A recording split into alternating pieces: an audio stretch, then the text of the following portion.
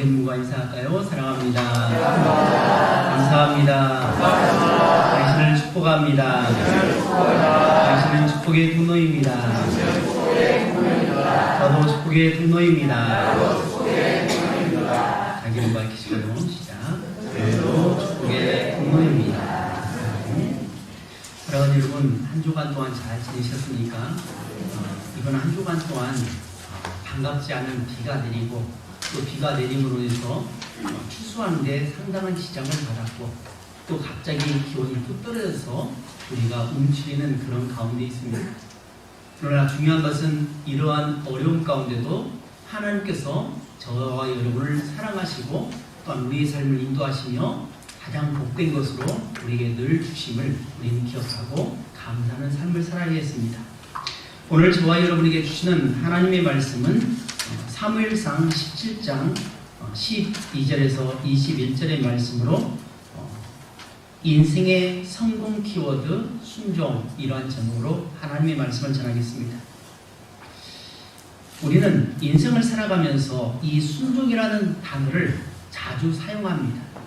특별히 교회에서 많이 사용하고 또한 이 순종은 어떤 공동체를 유지하는데 또 기업을 유지하는데 가정을 유지하는 데 있어서 반드시 필요한 것이지만 그러나 순종을 당하는 사람, 순종을 해야 하는 사람에게는 상당히 부담스럽고 그러나 순종을 강요하는, 순종을 요구하는 사람에게는 매우 적합한 단어라고 할 수 있습니다. 그래서 이해관계에 따라서 이 순종을 받아들이는 입장이 상당히 다릅니다. 근데 이 순종이라는 이 단어를 우리가 믿음의 사람으로서 어떻게 받아들여야 되는가, 또 이 순종을 통해서 우리는 어떠한 삶을 누리게 되는가를 오늘 살펴보기 원합니다. 이 순종이라는 것은 우리에게 복을 가져다 주는 매우 좋은 것이지만 그러나 우리의 삶에 있어서 상당히 부담을 느끼고 우리에게 상당한 압박을 주는 그런 단어로 받아들일 수 있습니다. 그러나 중요한 것은 이 마음가짐이 어떤 자세에 있느냐에 따라서 이 순종을 달갑게 받아들일 수도 있고 아니면 부담스럽게 받아들일 수도 있다는 거죠. 한 임금이 한 신하에게 명령을 했습니다. 그 명령은 다름 아니라 밑 빠진 독을 가져다 놓고 거기에 물을 채울 것을 강요합니다. 오늘날 만약에 대통령이 이러한 지시를 내렸다면 온갖 신문에서 방송 지면에서 많은 사람이 들고 일어날 것입니다. 비합리적인 것을 요구한다. 이것은 너무한다. 밑 빠진 독에 어떻게 물을 채울 수 있느냐? 이 왕이 너무나 강압적이다라고 하는 그런 말을 할 수 있는데 오늘 제가 얘기하고 있는 이 시대는 과거입니다. 왕의 명령이 떨어지면 신하는 무조건 따라야는, 순종해야 하는 그런 시대에 있다는 거죠. 이 우물물을 길러서 저기 밑 빠진 독에 가득 채우라 라고 했을 때 밑 빠진 독에 물을 채울 수가 없음을 분명히 이 신하는 알고 있습니다. 그리고 많은 사람들이 웅성거립니다. 왕이 노망했나? 왕이 좀 이상하다? 평상시 하지 않는 그 행동을 함에 대해서 상당한 의아심을 가지고 이를 지켜보았습니다. 그런데 놀랍게도 이 신하는 왕의 명령에 대해서 전혀 거부감이 없이 계속해서 아침부터 밤늦게까지 계속해서 물을 깃는 것입니다. 힘들어서 물을 길러다가 부으면 돌아서면 곧바로 물이 쏟아져 버립니다. 그러면 또다시 갑니다. 이것을 수십 차례 계속하면서 몸은 지칠 대로 지쳐 있습니다. 그런데 한참을 이제 물을 깃는 가운데 이제 다시 물을 깃기 위해서 우물로 갔는데 바닥이 난 겁니다. 우물이 바닥이 나버렸습니다. 그리고 어두컴컴한 곳에 반짝반짝하는 무언가가 빛나고 있는 것을 발견합니다. 그래서 신하는 들어가서 그것을 꺼냈는데 놀랍게도 엄청 큰 그 금덩이가 나왔다는 거죠. 깜짝 놀란 이 신하는 급히 그 금덩이를 가지고 왕 앞에 나갑니다. 임금님, 제가 임금님의 명령에 따라서 순종해서 이렇게 물을 기르려고 밑빠진 독에 계속 물을 부었지만 역부족입니다. 죄송합니다. 그런데 우물을 깃다 보니까 이 우물 바닥에 이 금덩이가 있는데 이것을 왕께 드립니다. 비록 내가 이 독에는 밑빠진 독에 물을 채우지 못했지만 그러나 이 황금을 임금님께 드립니다 라고 이야기했습니다. 그러자 임금님은 빙그레 웃으면서 화를 내지 않고 이렇게 말합니다. 밑빠진 독에 물을 채우겠다고 우물이 바닥나도록 열심히 퍼부은 너에게 주는 상이다 하면서 기쁨으로 그 금덩이를 주었다는 것입니다. 이 이야기 속에서 나온 것이 무엇일까요? 임금은 이 신하에게 상을 주고 싶었습니다. 그러나 그 상을 그냥 주게 되면 그 상을 아무런 이유 없이 주게 되면 다른 많은 신하들로 말미암아 눈총을 받게 될 것이고 또 불평불만이 나올 것입니다. 그래서 다른 신하들은 하지 않는 그 일들을 이 신하는 분명히 행할 줄로 알고 순종할 줄 알고 거기다 미리 황금을 집어넣어 놓았던 것입니다. 그리고 열심히 노력한 결과 많은 사람들이 지켜보는 가운데 그 수고의 땀으로 인해서 그를 얻었을 때 아무도 거기에 대해서 반기를 들지 못하게 했다는 것입니다. 우리 하나님이 그러신 분입니다. 우리 하나님은 저와 여러분에게 복을 주시기 위해서 하나님께서 저와 여러분에게 상급을 주시기 위해서 어떻게 하느냐? 우리에게 순종을 요구하신다는 겁니다. 강압적으로 우리에게 요구하신 것이 아니라 복을 주시기 위해서 이 순종의 도구를 사용해서 이 순종이라는 것을 통해서 저와 여러분에게 접근하시고 거기에 순종하는 자에게는 복을 주시고 그렇지 못한 자에게는 복이 임하지 않는 그런 원리를 허락하신 거죠. 오늘 본문에 보면 다윗이라는 사람이 등장합니다. 아마 교회 다니는 사람이나 교회 다니지 않는 사람이나 모두 다 다윗이라는 사람은 다 알고 있습니다. 근데 다윗은 성경에서 매우 많은 비중을 차지합니다. 먼저 마태복음 1장 1절에 보면 아브라함과 다윗의 자손 예수 그리스도의 계보라라고 말씀합니다. 믿음의 조상 아브라함과 함께 다윗은 성경의 중심축을 이루고 있습니다. 심지어 열왕기서에는 왕을 평가할 때 그 왕이 성공한 왕이냐 그런 왕이냐 그렇지 않느냐 왕을 평가할 때에 그 평가의 기준을 어떻게 하느냐 다윗의 길을 쫓아서 살아가는 그 왕은 성공했고 하나님 앞에 인정받았고 선한 왕으로 인정하지만 그러나 다윗의 길이 아닌 정반대의 길인 북이스라엘 첫 번째 왕이었던 여로보암의 길을 갔던 그 왕은 악한 왕, 하나님 앞에 버림받은 왕, 나쁜 왕으로 평가했던 것입니다. 그러면 왜 다윗을 이렇게 높이 평가할까요? 다윗이 어떤 삶을 살았기에 다윗을 이렇게 높은 점수를 부여할까요? 오늘 인생의 성공의 키워드라고 제목을 여러분에게 말씀했는데 여기서 키워드라는 단어는 어떤 문장을 이해하거나 문제를 해결할 수 있는 어떠한 실마리를 말합니다. 다시 말해서 성공할 수 있는 실마리가 어디서 나오냐? 성공하기를 원하는 삶을 살기를 원하는 그 사람은 어떤 실마리를 붙잡고 있어야 성공할 수 있느냐라고 하는 것이죠. 그러면 오늘 본문에서 저와 여러분에게 주시는 성공의 키워드 순종이란 뭐냐? 첫 번째로 순종은 복의 지름길이라는 것입니다. 뭐라고요? 성공은 복의 지름길이라는 겁니다. 두 번째로 순종할 때 하나님은 복을 주십니다. 자, 뭐라고 했죠?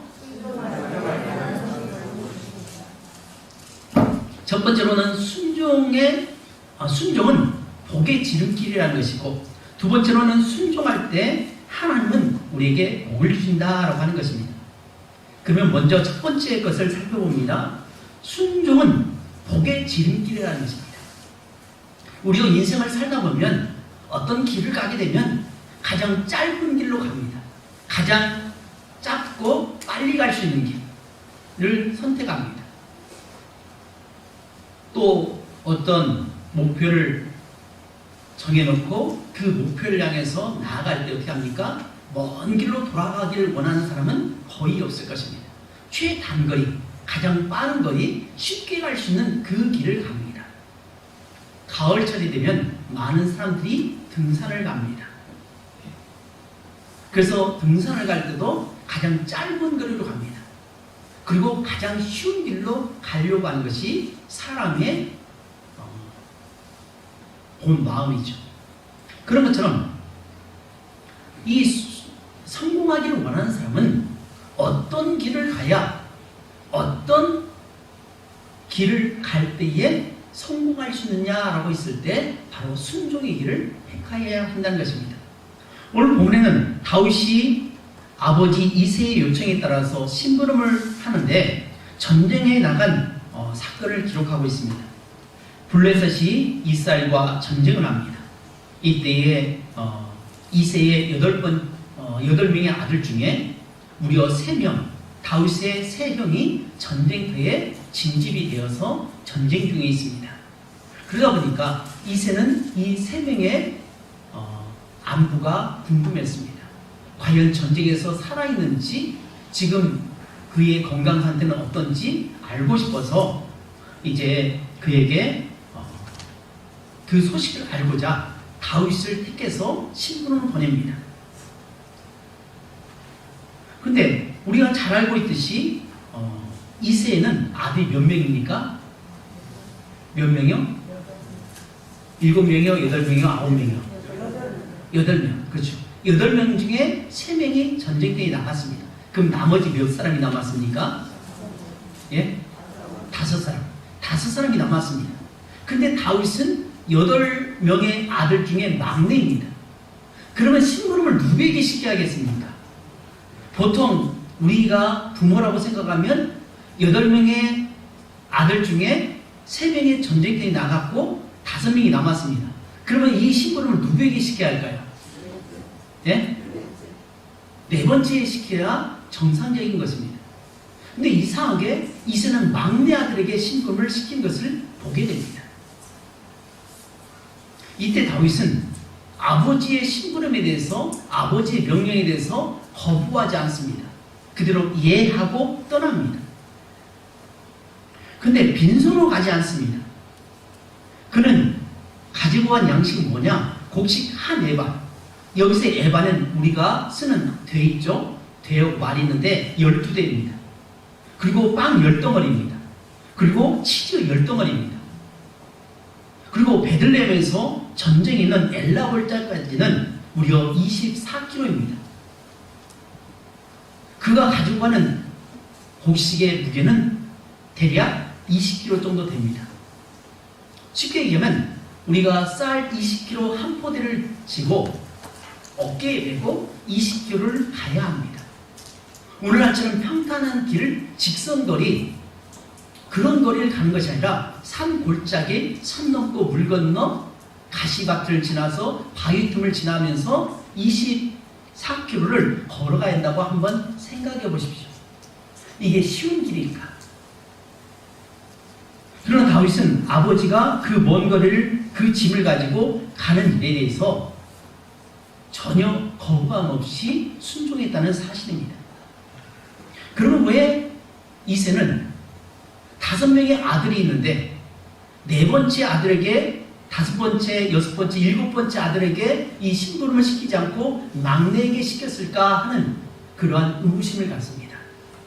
여러분, 왜 이새는 다윗에게 이 심부름을 시켰을까요? 여러분 같으면 왜 막내에게 이 심부름을 시켰다고 생각하십니까? 한번 대답해 보십시오. 왜 막내인 다윗에게 이 심부름을 시켰을까? 첫 번째는 순종하는 먹을 때는 다른 형제들은 그 양을 복주하거나 이렇게 해야 예, 정답입니다. 우리도 집에서 그러잖아요. 심부름 잘하는 아들에게 심부름 시킵니다. 말 잘하는 딸에게 심부름 시킵니다. 명절에 집에 올 때에 여러 자녀가 있지만 그래도 내 말을 잘 듣는 자식에게 어떻게 합니까? 전화 걸어서 야, 올 때 야, 뭐 좀 사와라. 나 지금 뭐 먹고 싶은데 사오라 합니다. 마찬가지입니다. 다윗이 순종의 아들이었기 때문에 막내이지만 그에게 심부름을 시켰다는 것입니다. 만약 다윗이 아버지의 심부름으로 가지 않았다면 아마 온데 다윗이 있지 않을 것입니다. 그는 순종하고 전쟁터에 나갔을 때에 예상치 못한 전쟁터를 보게 되었고 40일 동안 골리앗에게 꼼짝달싹 하지 못하는 이스라엘 백성들을 보면서 너무나 화가 났습니다. 의문이 났습니다. 그래서 그냥 전쟁터에 나갔던 그것을 잊어버리고 그는 나서서 골리앗과 한판을 떠서 결국 승리했던 것을 보게 됩니다. 다윗이 가장 잘한 것이 무엇입니까? 골리앗을 물리친 것일까요? 아닙니다. 그에 앞서서 아버지의 말씀에 순종했던 것이 그는 성공의 지름길이었다는 것입니다. 만약 아버지 왜 나에게 이것을 시킵니까? 형들도 많잖아요. 아버지는 맨날 나 이것도 시키고 저것도 시키고 왜 나만 시킵니까? 라고 하면서 불평불만했다면 아마 이스라엘의 위대한 지도자로 설 수가 없었다는 것을 우리는 기억해야 합니다. 오늘 우리도 마찬가지입니다. 교회에서, 가정에서, 직장에서, 사업장에서, 내가 속한 학교 안에서 우리가 순종해야 할 그러한 상황이 우리에게 많이 다가옵니다. 때로는 그것이 내가 이해할 수 있는, 합리적으로 받아들일 수 있는 것이 있는 것에 비해서 대부분은 합리적이지 않고 비합리적으로 억울하게 느껴지는 그러한 순종을 강요할 때가 있다는 거죠. 특별히 우리 신앙인들이 교회에서 믿음 생활하면서 순종을 해야 할 그런 상황이 우리에게 많이 다가오죠. 그럴 때 우리가 뭐라고 합니까? 목사님, 저 말고 다른 사람 있잖아요. 나는 능력이 없습니다. 이 사람 시키면 좋을 텐데 왜 나를 시킵니까? 이번에 왜 내가 왜 여전도회 회장을 해야 됩니까? 내가 왜 이 직분을 맡아야 됩니까? 나 이거 하기 싫어요. 나 오랫동안 했어요. 젊었을 때부터 지금까지 쭉 해왔기 때문에 질리도록 했습니다. 이제 좀 그만 시켰으면 좋겠습니다. 라고 우리가 답변할 때가 많잖아요. 그런 것처럼 우리에게 순종을 요구할 때 다윗과 같은 모습으로 살아야 됨을 성경은 우리에게 가르쳐주고 있다는 거죠.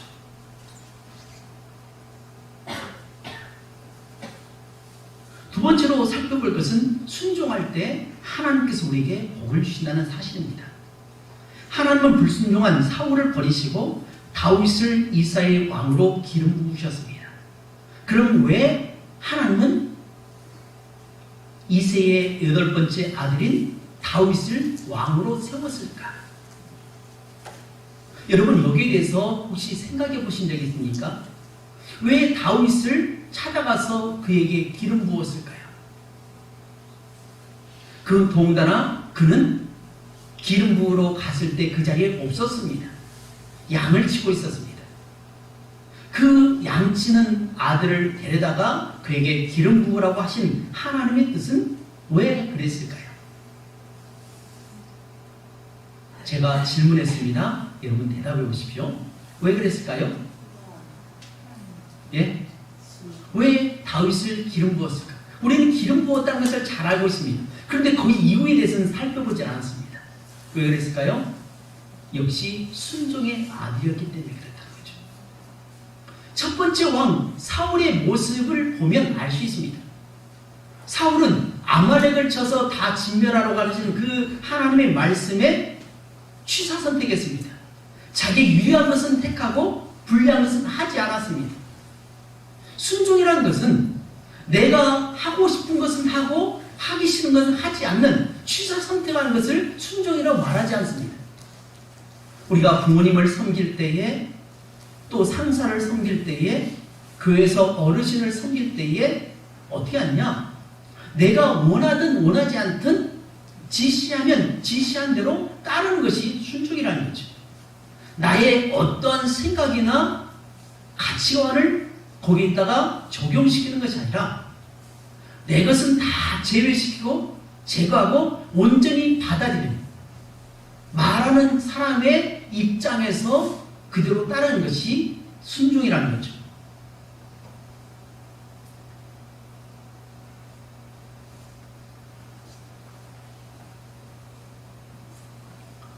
다윗이 왜 전쟁터에 나갔습니까?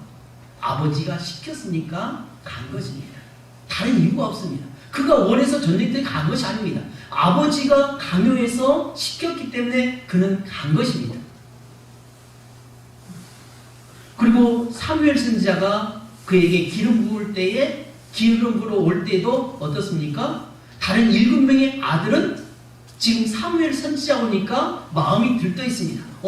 제사장이 오니까, 선지자가 오니까 우리 집에 좋은 일이 있겠다. 좋은 어떤 뜻이 있으니까 선지자가 여기까지 왔지 않느냐라고 하면서 기대감을 가지고 아버지 옆에서 가슴을 졸이면서 기다리고 있었습니다. 근데 다윗은 그렇지 않았죠. 다윗은 어디에 있었죠? 아버지의 양을 치고 있었습니다. 누군가는 그 자리를 지켜야 됩니다. 근데 그것도 역시 이새가 다윗에게 시켰다는 거죠. 왜냐하면 다윗이 순종의 사람이었기 때문에 그렇다는 거죠. 다윗은 전쟁터에 나갔을 때에 아버지의 심부름을 갖다가 그는 군대 장관이 될 수 있는 그런 기회를 얻게 된 것입니다.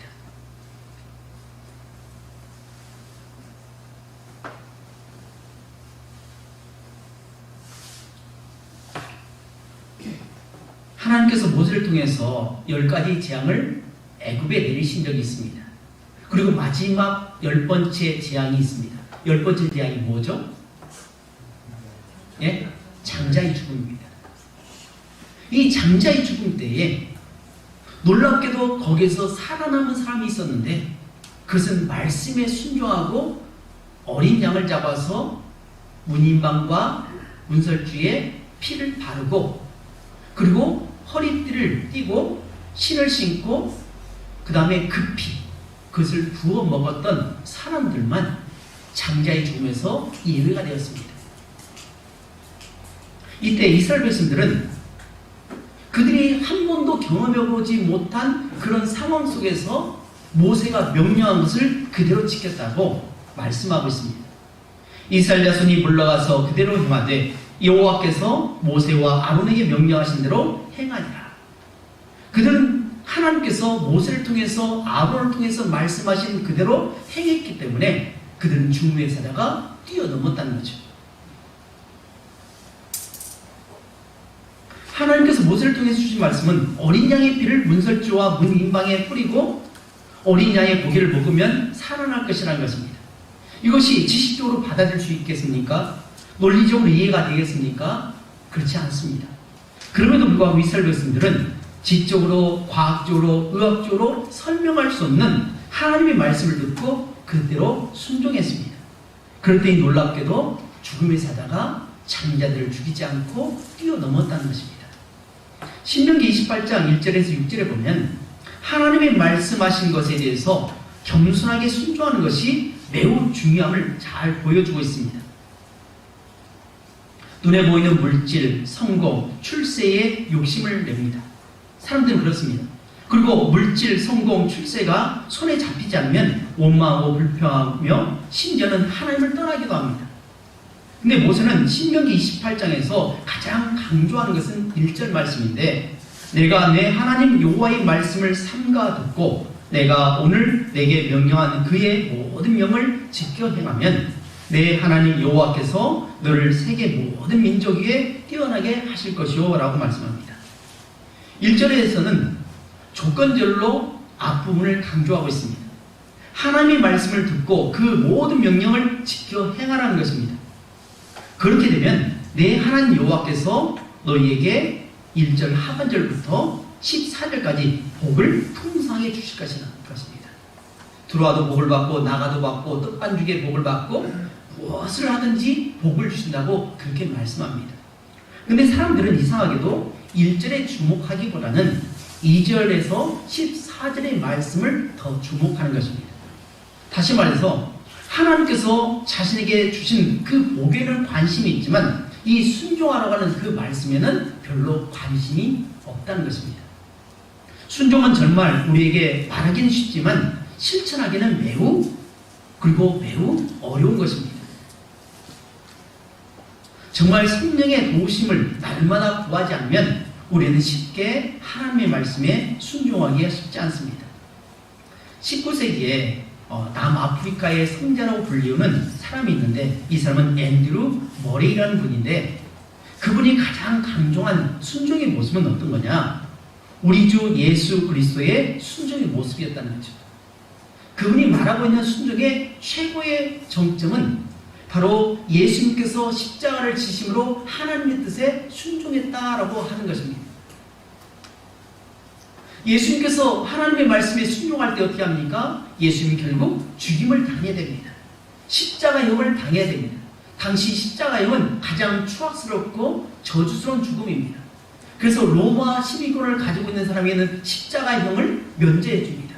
그만큼 고통스럽고 수치스럽고 가문의 아주 저주와 같은 것이 십자가의 죽음입니다. 근데 하나님은 예수님께 그걸 요구했습니다. 그래서 인류의 죄값을 담당하기 위해서 이 땅에 가장 낮은 모습으로 아기 예수로 탄생하게 하시고 결국은 하나님의 뜻을 이루어가는 것은 십자가의 죽으심으로 완성하는 것이라는 거죠. 하나님은 오늘 저와 여러분에게도 이렇게 요구하신다는 거죠.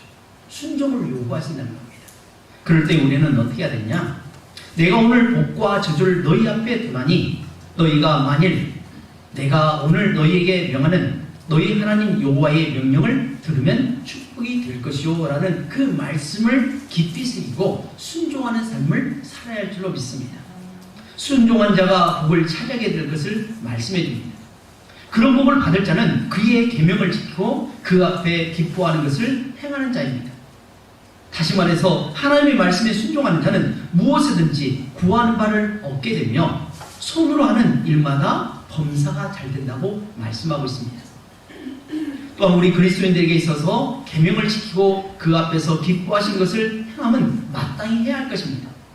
왜냐하면 하나님께서 우리를 구원하셨기 때문에 죄악으로 인해서 멸망받아 저주받을 우리의 인생을 구원해 주셨기 때문에 우리는 달갑게 감사함으로 순종해야 한다는 것입니다.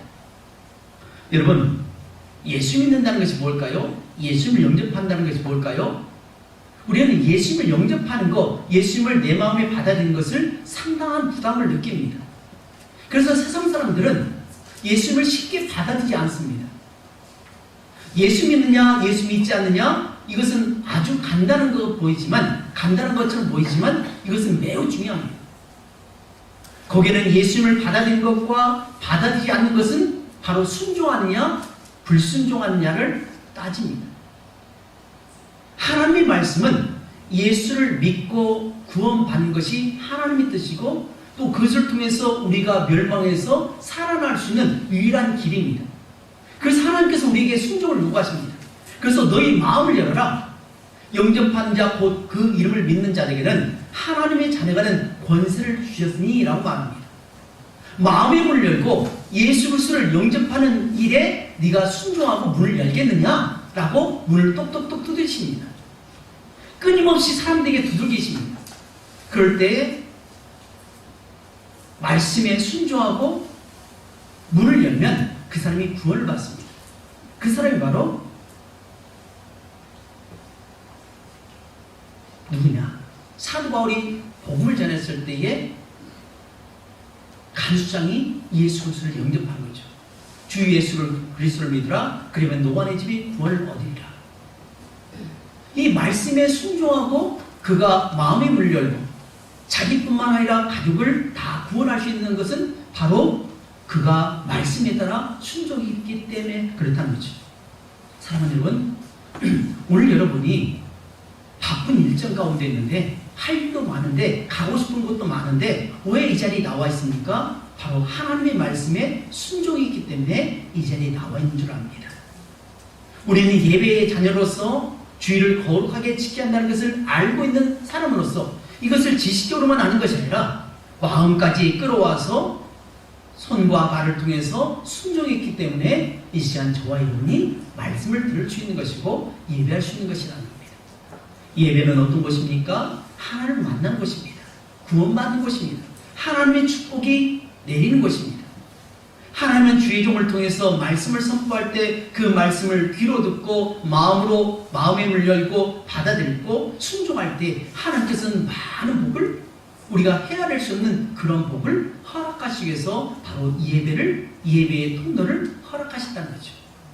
그래서 주일날 주님 앞에 나와서 예배하는 것은 바로 순종하는 사람이 할 수 있는 겁니다. 이것은 우리 힘으로 할 수 없습니다. 성령께서 우리에게 감동 주실 때 그 마음을 열 때에 비로소 가능하다는 거죠. 바라긴요, 이번 한 주간도 여러분에게 수많은 순종이 하나님으로부터 강요당할 때가 있을 것입니다. 하나님께서 요구하십니다. 너 이렇게 하겠느냐? 너 사랑할 수 없는 사람을 사랑할 수 있느냐? 너 지금 미워하고 있는 그 사람을 용서할 수 있느냐? 저 사람 지금 힘들어하는데 저 사람을 돌볼 수 있느냐? 라고 여러분의 마음속에 두들기실 때, 하나님께서 요구하실 때 우리가 다윗처럼 순종을 해서 어떠한 조건을 걸지 않고 그 말씀에 따라 순종했을 때에 오늘 말씀처럼 성공의 키워드는 바로 순종이라고 했는데, 순종은 복을 받을 수 있는 지름길이며 또한 우리가 순종할 때 하나님으로부터 복을 받는 사실을 알았기에 이것을 지식으로만 받아들이는 것이 아니라 삶으로 적용시켜서 행함있는 믿음이 살아있는 믿음이 될 수 있도록, 그래서 하나님 앞에 영광 돌리는 우리 모두가 되시길 주님의 이름으로 축복합니다. 기도하겠습니다.